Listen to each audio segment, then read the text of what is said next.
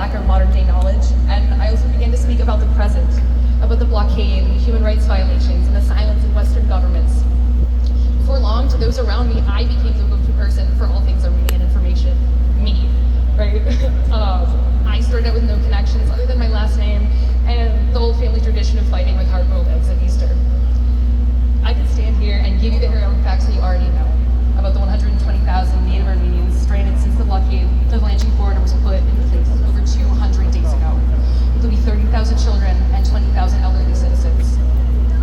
I could talk about the strict control of gas resulting in the ongoing energy crisis, the expecting mothers, elderly patients, and young children who are unable to receive the proper medical care. And I can talk about the empty shelves and the dwindling water supply and so much more. But if you're here with me, that means you already know these things. You know them more than anyone. So what I'm asking today is to talk about it, firmly, passionately, and unapologetically. I see it all the time. People who honestly didn't even know what an Armenian was to begin with, they start to ask more questions. They start to learn and research on their own and tell others about what they've found. There are so many people here who just don't know what's happening. Their ignorance comes from a lack of information, and they want to care, they just don't know how. So what I want you to do, and what you've already been doing, is talk about it.